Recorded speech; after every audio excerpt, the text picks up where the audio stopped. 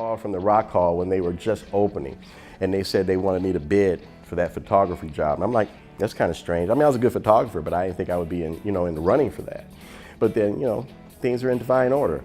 So I got the call, I put a bid in for how much I want, what I want, da-da-da. They called me up and said, you got the job.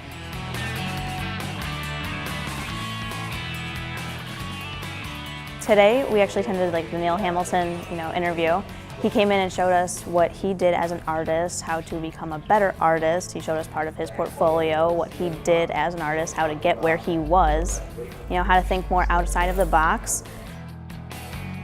The League of Innovative Schools came to Menor in the spring, and we were asked to be a part of that wonderful experience. Our art students created hundreds of guitars that were given to the League superintendents who came in as gifts. We had asked them to just tweet about it, share it on social media, so that kind of started the whole process going. Was the League of Innovative Schools with the Rock and Roll Hall of Fame theme. Lou Sangdahl, one of our wonderful teachers and tech coaches here at Menor, knows Neal through her husband because they went to school together in Orange. She was tweeting to Neal about what we were doing here at Menor. So he was tweeting back and we were kind of following each other on social media.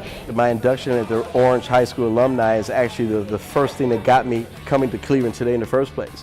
But Lou Ring, being the wife of the president of the Orange alumni, I think they were in cahoots together on some stuff. I say, okay, you guys got one of those kill two birds with one stone moments, And it was a perfect moment, actually. I said, oh no, we can fit both things and tell the story at both places. And I think it would work very nice. I love it. Thank you. I love it. Oh my God, that is too funny. I love it. I'm hanging that up in my studio. So that's how Neal came to be here at Menor. And of course, it ties in with our theme, Menor Rocks. We were in the City Fest parade this year and the theme was Menor Rocks, so we worked on the float with them. And our art show, April 19th, is going to be Art Rocks. And they're still following in. Yeah, they are. Like, I knew it was going to be a nice art class, but I didn't know it was going to be like a seminar room. Like this is like big. And I'm like, and like you said, they were flooding in. I'm like, oh my God, this is even more exciting than I thought. But then I got ramped up. I'm like, maybe this is what I've been doing this for in the first place. Is to, if I can motivate this many people here, it can get bigger, and it can get bigger, and it can get bigger. And if I did that, then now I know whatever the pain I went through in this life, it's now worth it. Because if these people really want to hear what I have to say, then I did something. Ooh, man, that's a good one there.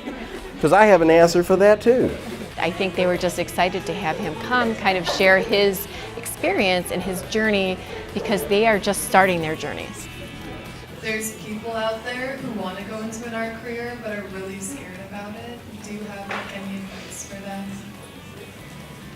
Well, it's not really even about the art. I understand that, but it's about any career. I mean, when you're young, like where you are, you're about to step out into the real world.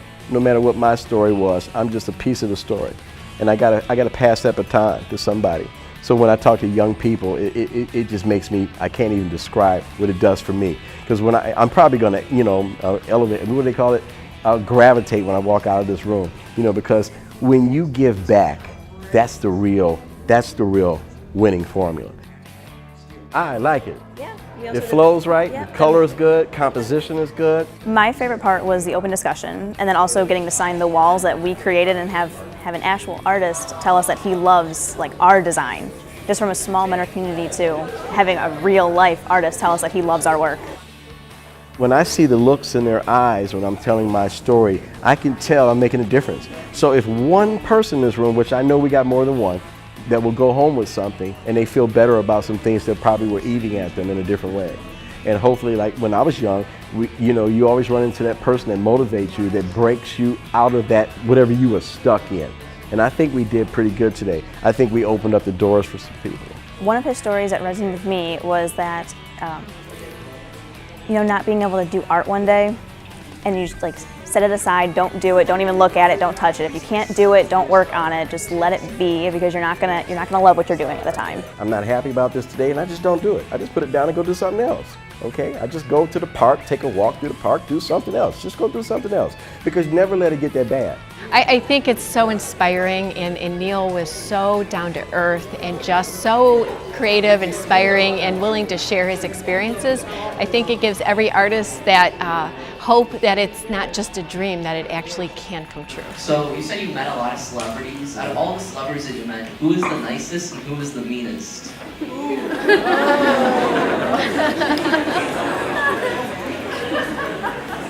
That's pretty good, because that's actually a real question. I've had to deal with that.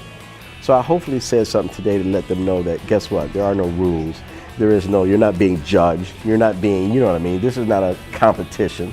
Even though the world tries to make it into that, it's not. I'm glad he said that arts are important because they touch the lives of everyone, that we are the rule breakers and that it's okay.